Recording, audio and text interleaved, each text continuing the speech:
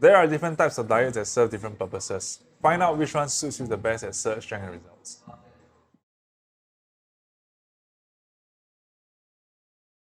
The ketogenic diet is a diet that comprises of lesser than 50 grams of carbohydrates on a daily basis. The reason why people would like to go on a ketogenic diet is because they want to go into ketosis to use ketones as your main source of energy. Well, from a fat loss perspective, the pros of going onto a ketogenic diet is by removing, one is that by removing an entire food group, an entire macronutrients, you'll reduce your tendency of eating foods because you have completely removed one entire food section of your food, and therefore that gives you lesser options to eat, which could potentially lead to lesser calorie consumption. And also that could potentially help with insulin sensitivity for people who are diabetic or people who has really high inflammation. That could potentially help. Well, the cons of going onto this diet is it doesn't really support muscle building very well because our main source of energy when it comes to muscle building or anaerobic activities will be from glycogen stores. So if you're running on ketones, you'll be low on glycogen, or you have really little resources in your systems, and that could inhibit or impede your training progress in the gym, especially when you cross a certain level at your strength training. This diet can be really fast in seeing a weight drop in the beginning, because when you reduce carbohydrates or when you completely remove carbohydrates from your food from your food plan, your glycogen stores will be depleted, and you will lose water weight and water weight and glycogen stores, which will result in a quick drop in weight loss at the start, which could potentially help with motivation in the beginning. But it's going to slow down after a while once your glycogen stores are completely depleted. That's how effective it could be at the start. Yep. And unfortunately, this diet is not very sustainable, especially in Singapore, where most of our staples are carbohydrates like rice, noodles, bread. And you're going to find yourself having a hard time finding ketogenic food in Singapore. Well, when you remove an entire food group from foods, you're going to eliminate or you're going to remove your intake of certain vitamins and minerals, and that may not be necessarily the healthiest thing you can do. And so therefore, is it sustainable? Is it healthy in the long term? That's debatable because there are pros and cons that comes with it. I think the question to ask is this relevant to me or not? Yeah. And well, this diet, when you remove one entire food group, generally, carbohydrates, which is generally the staple because they are more accessible and they fill you up more. When you go on ketogenic diet, you're probably going to have to spend a little bit more money to upkeep this diet. So it really depends on your spending abilities. It's definitely a lot more expensive, a bit more expensive than having carbs in your diet. Yeah.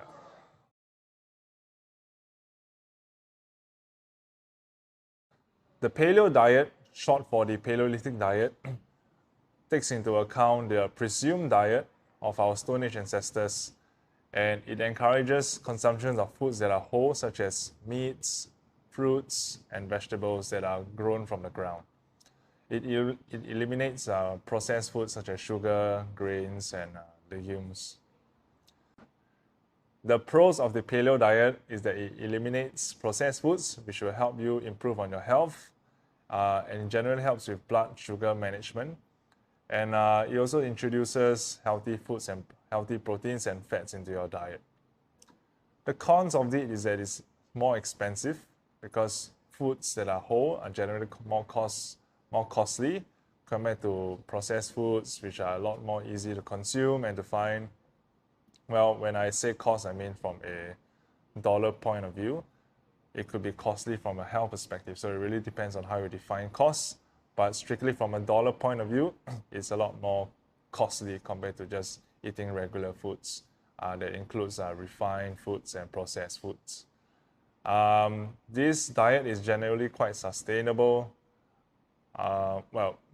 This diet, I find it hard to sustain because rice, certain refined and processed carbs are a huge staple in the Asian diet, and therefore removing them completely is going to be quite challenging. If you can go onto the Paleolithic diet, the results can actually be quite good for you because you'll be introducing a lot of whole, healthy foods into your body, and you'll be removing a lot of processed foods, which can help expedite your results. If you're happy eating potatoes and sweet potatoes as your carb sources, then you can do pretty well with this diet.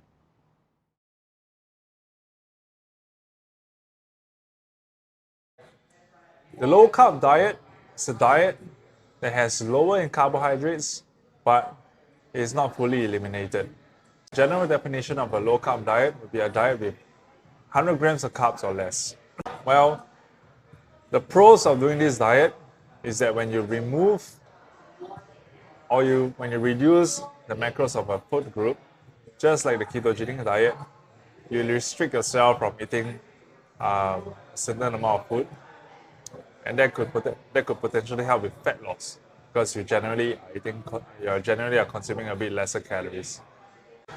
Whereas the cons of this diet plan is that it's pretty similar to the ketogenic diet.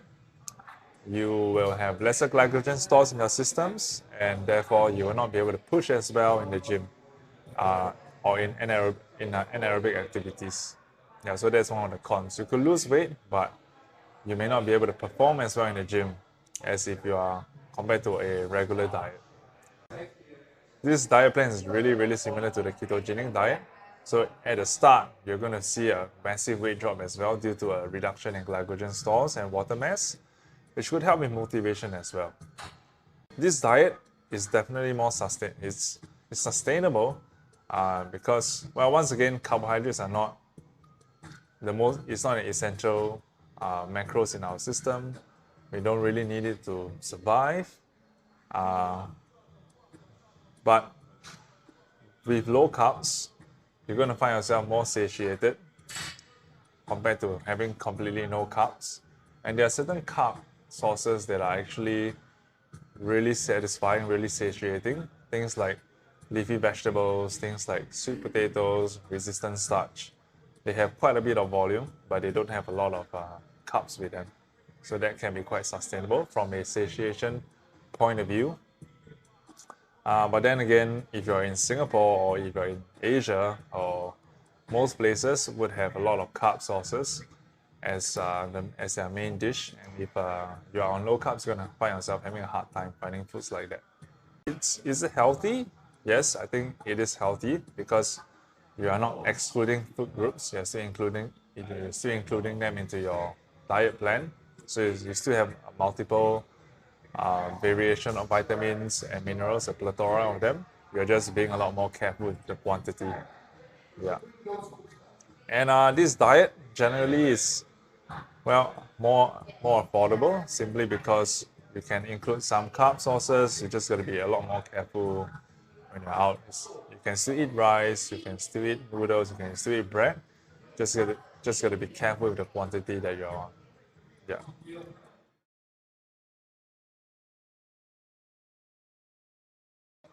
The vegan diet is a diet that comprises of only vegetable sources. So there are no dairy products, no byproducts of any animals at all, unlike the vegetarian diet. So if your goal is to build muscles and lose body fat simultaneously, then you are shortchanging yourself by going onto this diet because you are eliminating multiple food groups with this diet. You're eliminating poultry, dairy, and a lot of other foods. And that could put you at a disadvantage when it comes to getting protein sources or certain nutrients, this diet. Well, the pros would be you being a pious religious person or somebody who feels like you're doing something good for the earth when you are eliminating like certain animal products. Yeah. Now, if that makes you feel good, then that's a pro, right? Okay. Is it going to be effective when you go onto this diet? If you are on a deficit, and if your goal is to lose body fat,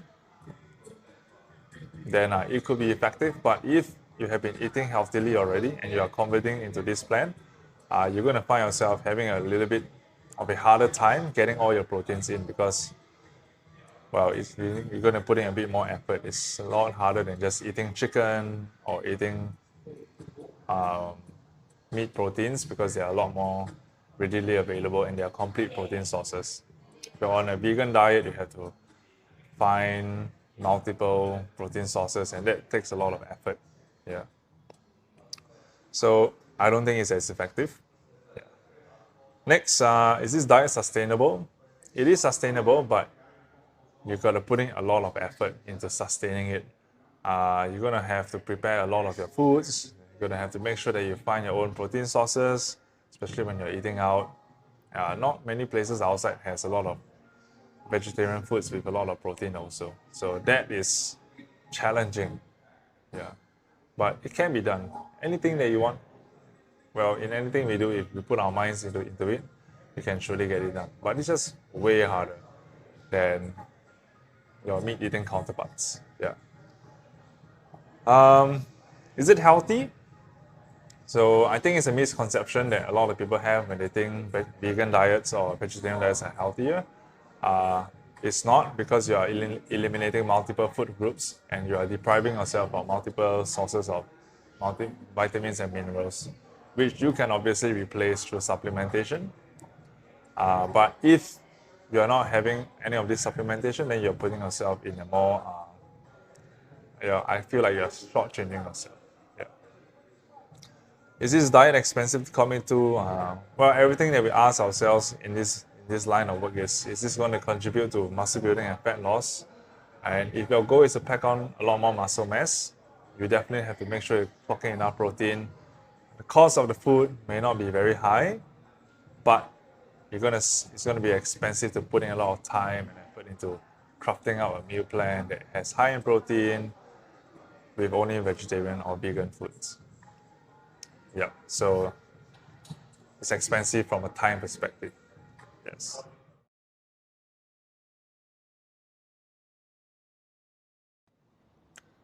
The pescatarian diet is primarily a plant-based diet with added seafood and fishes. So the pros of being on a pescatarian diet is that it's generally healthy and generally sustainable. But the cons is that you eliminate an entire food group, which is poultry, such as meats, pork, chicken, and that could potentially cause some form of nutrient deficiency. And also, if you take in a lot of fishes that has high mercury content, that could be potentially harmful to your body. Well, you can achieve results pretty well, pretty quickly if you get on this diet because it's generally healthy and you can get your protein sources in quite easily through fishes. And if you do this properly and consistently, you can get results very well. And this diet is sustainable. It definitely has its challenges because poultry such as chicken is a lot more cost effective compared to fishes. If there is something that you can do, there is something that is possible for you, then it's definitely sustainable. There are many kinds of fishes, sashimi, cooked fishes, quite a lot of variety. So the options are still quite vast. The pescatarian diet is generally a bit more costly compared to a regular diet where you include chicken, tofu, cheaper protein sources. But it's also very manageable if you are resourceful.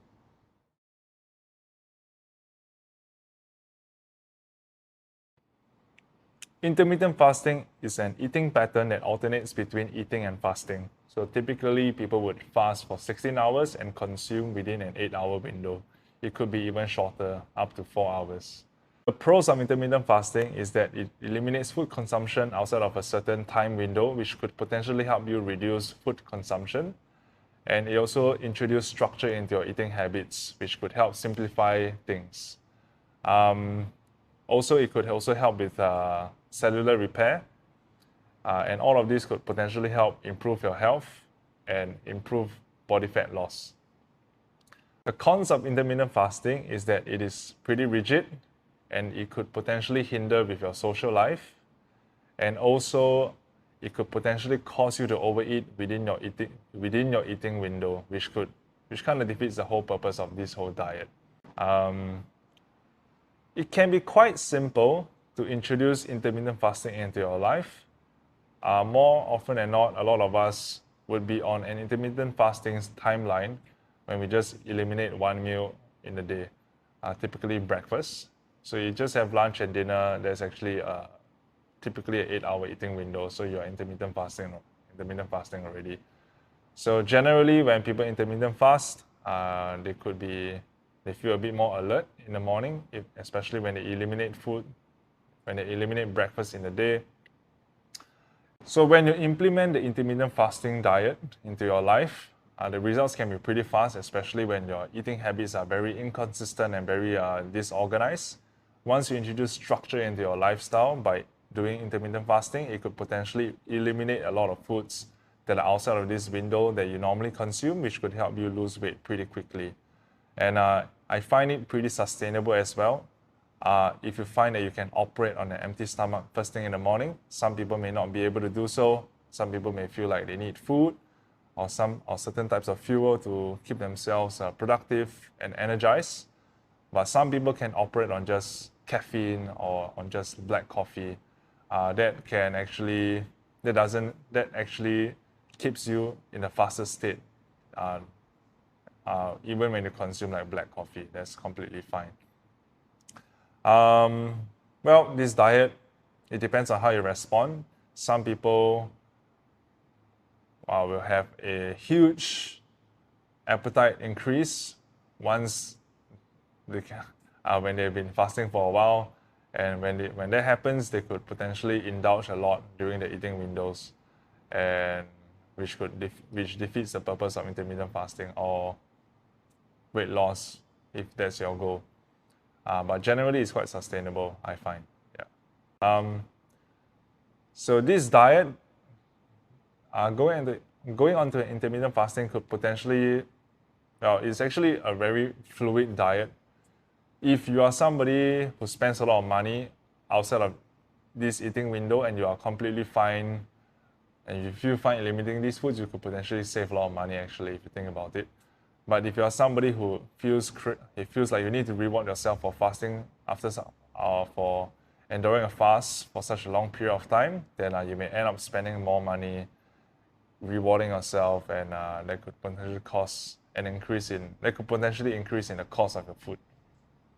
So it really depends on which side of the pendulum you swing to. If you are somebody who can stick to an eating habit without feeling like you're deprived, you could potentially save money. But if you're somebody who feels like, hey, wow, I've suffered for a long time already, I need to reward myself, and you start spending more money on yourself, then you could potentially you would spend more money. So it really depends on what kind of person you are, and you decide which one is best for you.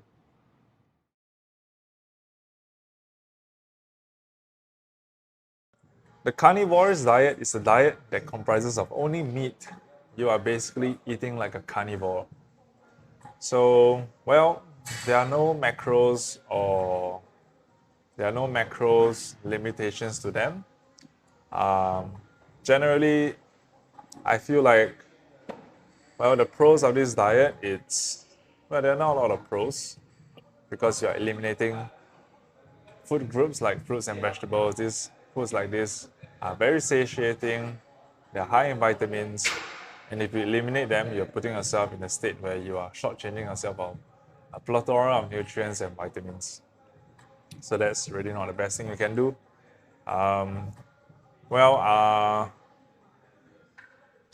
But if it's your preference, then by all means, as long as you supplement yourself with multivitamins and certain supplements, you might be all right.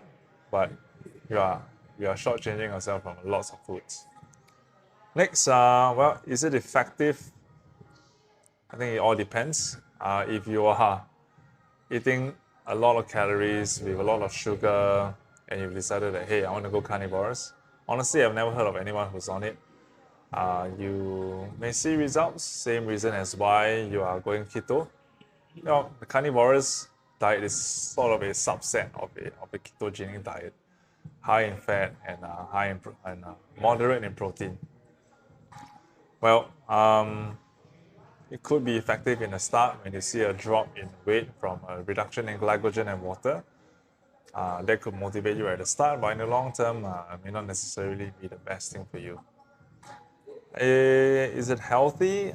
Is the diet sustainable? I think it's sustainable if you're just eating meat. Meats are readily available. It's definitely sustainable. And is it healthy? Nope. As I've mentioned, you are depriving yourself from multiple sources of foods that it's not healthy, or it's not the healthiest thing you can do.